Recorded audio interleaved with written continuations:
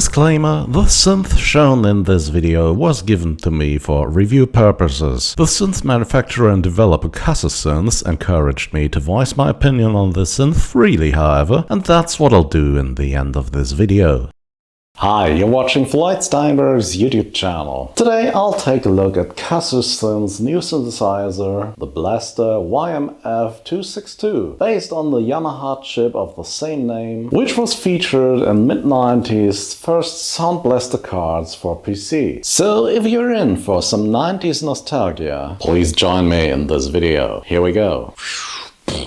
The Kasser Synths Blaster is built around the Yamaha YMF262 chip, which was part of early Sound Blaster cards in the early 90s. As a result, this synth is a 4-operator FM synth with 18-part polyphony and 6-part multi-timbrality, which means it can play up to 18 notes and at least 6 different sounds simultaneously. You can also use an internal drum kit and 3 additional 2-operator sounds on top. FM sounds can be created using 8 different wave shapes instead of only using sine waves. MIDI channels can be panned left, right and center, and you can apply LFO to your sounds.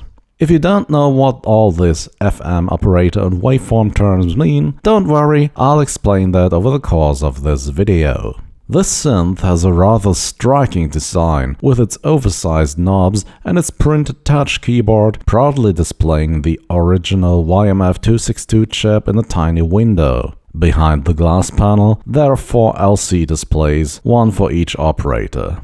There's a slot for an SD card that will hold your sound creations, and on the back there's a 5-pin MIDI in port, a USB Type 2 port that's used for power supply only, and a 3.5mm audio out port, and the on-off switch, which also is a volume knob.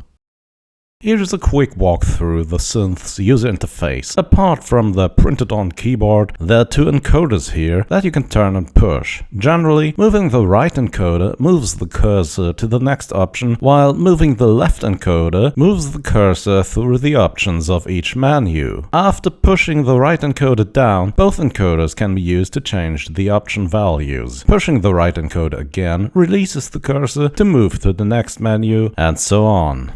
So here on the first menu, we can see each operator has its own screen. Here we can set up the operators and the algorithm. Move the cursor to the top right, push down the right encoder, and now you can change to the algorithm or the first operator's feedback. Operators on FM synths are quite like oscillators on analog synths, but you can use them to modulate the frequency or the phase of other operators. Operators creating sounds are called carriers, and the other ones are called modulators. The order in which you set up which operator modulates which other operator is called an algorithm. Let's begin with a simple sound. I'll use the second algorithm and switch off the velocity sensitivity on this screen. Now we should hear a pure sine wave. No surprises there. On the next screen you can set up the frequency of your operators in octaves. Use higher octaves on modulators to create chiming sounds FM is known for, but going lower can result in some brutal sounding distortions.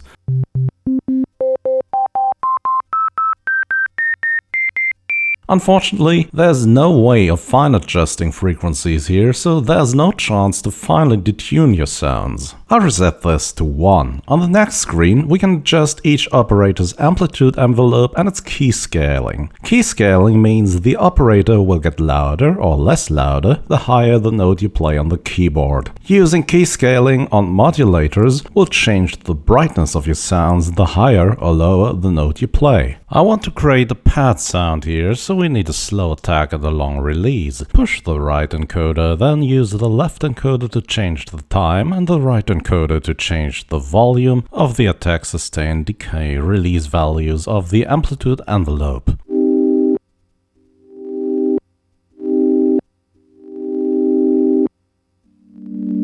I want a longer decay time on this.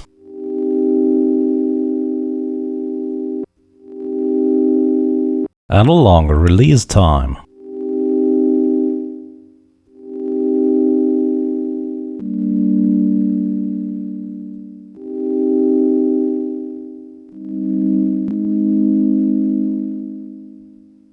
On the next screen we can add frequency and amplitude vibrato in various strengths. Here's how it sounds. Using vibrato on the modulators will change the timbre of your patches.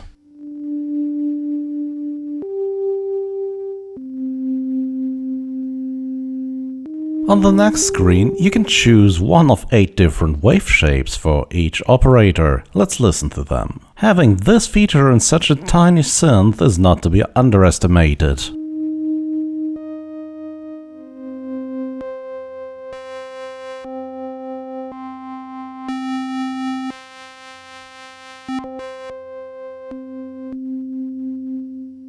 On the next screen, you can assign patches to MIDI channels and load and save them to SD card. I won't go into that yet. Instead, I'll add a modulator to my patch which changes the phase of my carry sine wave over time, creating a filter sweep-like effect.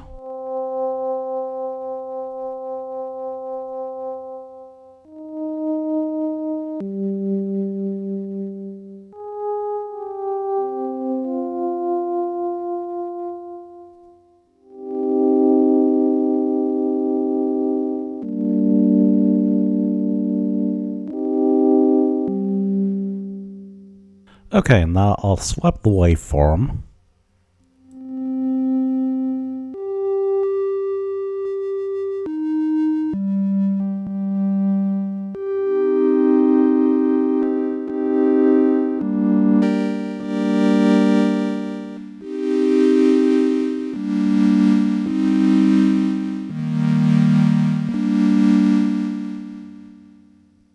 The synth is currently connected to my MPC-1 for capturing audio, and as this synth doesn't have its own internal effects, I'm going to add Delay Pro on the MPC-1 now, arriving at this sound using only 2 operators.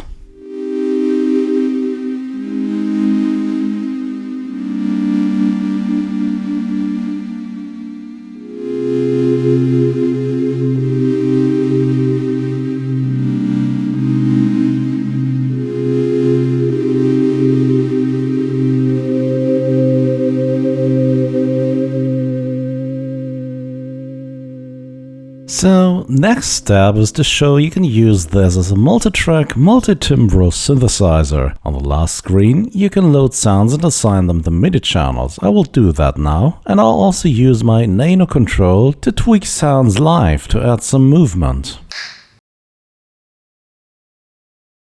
Oh, by the way, if you like content like this, and if you want to see more small manufacturer synth reviews in the future on this channel, please consider subscribing now. And if you want further support what I'm doing here, you can also help me by giving this video a thumbs up or sharing it on social media. For some reason, YouTube has stopped recommending my videos to new people in the recent months, and of course this has nothing to do with the new Promote My Video feature, which appeared in my YouTube backend around the same time. So I'm turning to you, please help this channel out, give this video a like, subscribe to my channel, and maybe join my Patreon or become a channel member, but on the other hand, there's no pressure to do so. Thank you very much.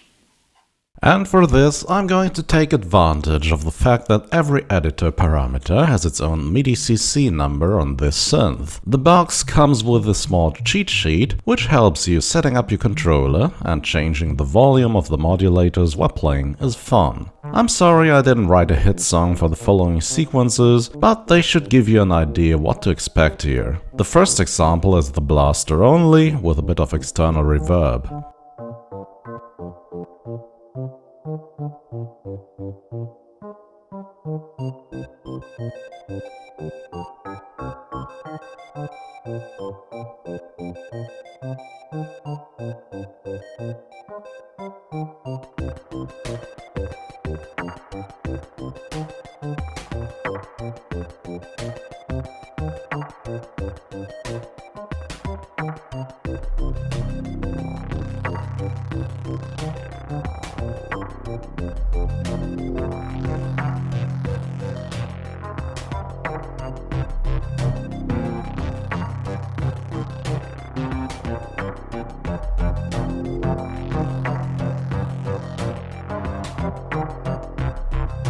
second track fuses an arpeggiated sound with some external synths.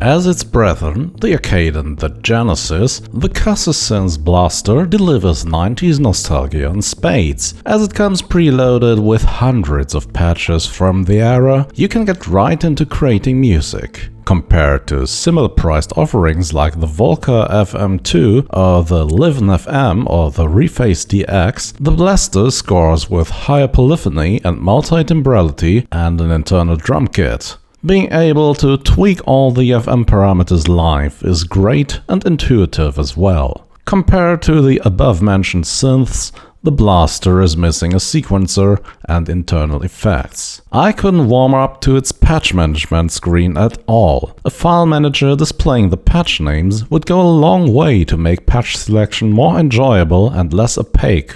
I occasionally stumbled upon unexpected behavior in the user interface when adjusting the amp envelopes. Operators suddenly were muted and couldn't be revived at all, so I had to save my patch and reboot the machine. All said and done, the Kasser Synths blaster provides an easy-to-grasp interface for controlling the Yamaha YMF262 chip. With its big number of pre-installed sounds, you should be pumping out 90s nostalgia chip tunes in no time. If that's what you're looking for, do not hesitate buying this. Yeah, and that's it for today. Kasser Synths Blaster YMF262, a polyphonic multi-timbral mini-synthesizer based on Yamaha's chip of the same name, which was used in many 90s sound cards for your PC. So if you found this interesting or useful, both, please consider subscribing to my channel. And as always, thanks for watching and see you again very soon. Bye bye.